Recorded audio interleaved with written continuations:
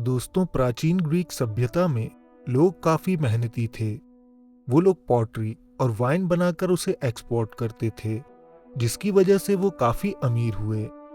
वहाँ के रईस लोग लग्जूरियस लाइफस्टाइल जी रहे थे, जिसमें शानदार खाना पीना और ढेर सारी महिलाएं शामिल थीं।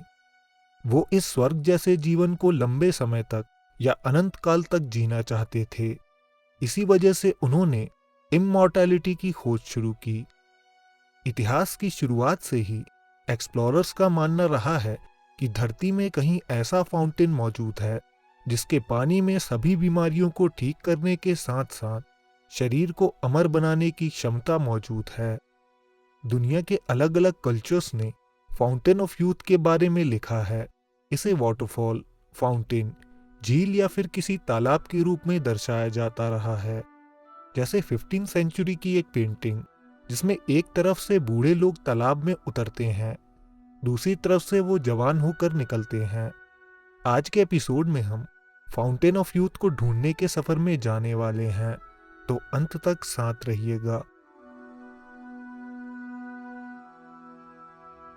425 BCE में ग्रीक हिस्टोरियन हेरोडोटस ने ग्रीको-पर्शियन वॉर के बारे में लिखा था। इसी लेख में उन्होंने फाउंटेन ऑफ यूथ का जिक्र किया। डिस्क्रिप्शन के अनुसार पर्शियन जासूस अफ्रीकन लोगों की एक कम्युनिटी में पहुंचे थे जिन्हें मैक्रोबियंस कहा जाता था। संभवतः ये इथोपियंस या सोमालिस की ही कम्युनिटी थी। ये लोग बहुत जवान और ताकतवर थे। मैक्रोबियंस के राजा ने इसकी वजह उनके बॉइल्ड मीट और ताज़ा दूध की डाइट बताई थी। लेकिन जासूस ऐसे लोगों से भी मिले जिनकी उम्र 120 वर्ष से ज्यादा थी और वो एकदम स्वस्थ और ताकतवर थे। इसके बाद मैक्रोबियन किंग उन्हें एक गुप्त वाटर पॉन्ड में लेकर गए थे, जिसमें नहाने के बाद उनकी त्वचा एकदम स्मूथ और ग्लॉसी हो गई। जासूसों का कहना था कि उन्हें वहां लेवेंडर जैसी खुशबू भी तीव्रता से आ रही थी। काफी समय बाद 1165 में प्रेस्टर जॉन का एक पत्र यूरोप में सर्कुलेट होने लगा। ये लेटर अफ्रीका के राजा प्रेस्टर जॉन का था, जो क्रिस्टियनाइज्ड किंग थे।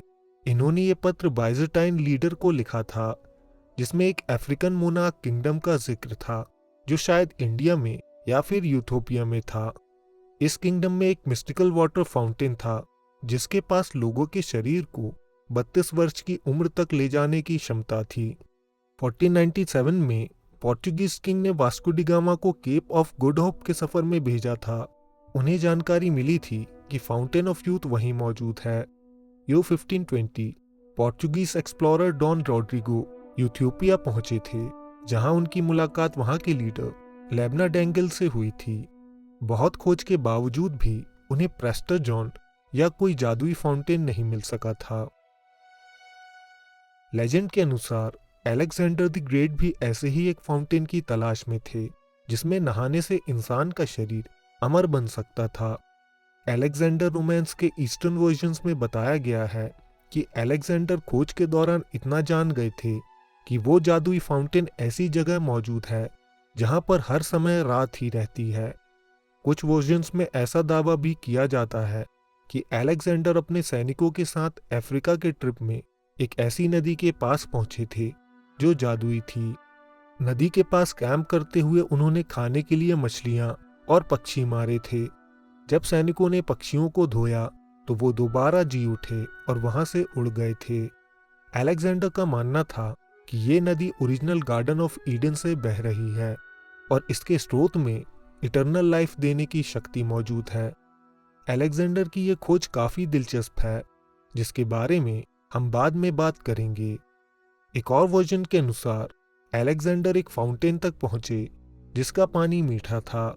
ये पानी दिन में 4 बार रिजुविनेट होता था। जब उनका एक बूढ़ा सैनिक पानी से बाहर निकला तो वो एकदम जवान हो चुका था। यो 1898 लेफ्कैडियो हर्न नाम के एक व्यक्ति ने जापानीज फेरी टेल से इकट्ठा करके एक वॉल्यूम कंपाइल किया था। इन किस्सों में एक किस्सा फाउंटेन ऑफ यूथ का भी था। कहानी के अनुसार एक वुडकटर जंगल में एक ऐसे तालाब में पहुंचा जिसमें पानी पीने के बाद वो एकदम जवान हो गया था। खुशी के मारे वो सीधा अपनी पत्नी को ये बताता है। जब वो पानी पीने तालाब में गई तो गायब हो गई, क्योंकि उसने कुछ ज्यादा पानी पी लिया और वो अपने जन्म से भी पीछे पहुंच गई थी। 8th सेंचुरी में जापान में एक और किस्सा हुआ। एक बूढ़ा व्यक्ति काफी बीमार था। उसका लड़का उसकी सेवा करता था, लेकिन उसके पास इतने पैसे नहीं थे कि वो अपने पिता की पसंदीदा वाइन उन्हें दे सके। उसने भगवान से प्रार्थना की और माना जाता है कि कुछ समय के लिए जापान का यूरो फॉल्स उस वाइन से भर गया। उस वाइन को पीते ही वो व्यक्ति स्वस्थ और जवान हो गया। The travel of Sir John Mandeville में भी एक मशहूर इंसिडेंट है। यो 1357 में जॉन मैंडेविल पोलोम्बे नाम की एक जगह पहुंचे, जहां फिलहाल दक्षिण भारत का कोलम है। वहां उस दौरान एक ऐसा कुआं मौजूद था जिसमें अलग अलग मसालों की खुशबू आती थी। ये फ्रेग्रेंस हर घंटे बदल जाती थी। लोकल इनहैबिटेंट्स के अनुसार उस कुएं के पानी से बीमारियां ठीक होती थीं और उसका पानी पीते रहने से इंसान बहुत लंबे समय तक जवान बना रहता था। इसे द वेल ऑफ यूथ कहा गया है और साउथ इंडियंस के अनुसार उस कुएं का पानी असली स्वर्ग से आता था। दोस्तों, स्पेनिश एक्सप्लोरर पोंसे डी लियोन, जो यूरोप से फ्लोरिडा के एक्सपेडिशन पर जाने वाले पहले व्यक्ति थे, वो प्यूर्टो रिको के पहले गवर्नर भी थे और 16th सेंचुरी में ही उन्हें असली फाउंटेन ऑफ यूथ मिला था। ये जगह बिमिनी में मौजूद थी। आज बिमिनी की एक लोकेशन में मौजूद वाटर बॉडी को फाउंटेन ऑफ यूथ कहा जाता है। इस पानी की जांच करने पर ये एकदम साधारण पानी ही पाया गया, लेकिन ये बात साफ नहीं है कि पोंसे डी लियोन ने जो फाउंटेन ढूंढा और ये वाटर बॉडी सेम है। दोस्तों, जैसे कि अलेक्जेंडर ने कहा कि असली फाउंटेन ऑफ यूथ ऐसी जगह मौजूद है जहां हमेशा रात रहती है।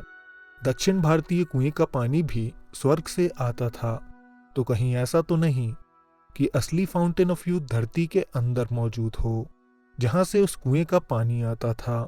और ऐसी कई थियरीज एग्जिस्ट करती हैं जिसमें रियल गार्डन ऑफ ईडन की लोकेशन भी धरती के अंदर बताई गई है। कई एक्सप्लोरर्स ने अंडरवर्ल्ड को विजिट करने के दावे किए हैं। साथ ही ग्रीक्स का मानना है कि उनकी देवी एफ्रोडाइट भी धरती के अंदर ही रहती हैं। अंडरग्राउंड अर्थ में कई दिव्य जीव और चमत्कारी सीक्रेट सोसाइटीज के रहने की बात की गई है। किस्से कहानियां तभी बनते हैं जहां कुछ न कुछ सच्चाई होती है। हो सकता है आज भी फाउंटेन ऑफ यूथ धरती के अंदर किसी स्वर्ग में मौजूद हो, जिसके बारे में कई स्क्रिप्चर्स में लिखा हुआ है। आज के एपिसोड में बस इतना ही। वीडियो पसंद आया हो तो लाइक करें, कमेंट्स में अपनी राय दें। अगर आप चाहें तो हमारे चैनल को सब्सक्राइब करके ऑल नोटिफिकेशंस ऑन कर सकते हैं। हम जल्द आपसे एक नए एपिसोड के साथ मिलेंगे। धन्यवाद।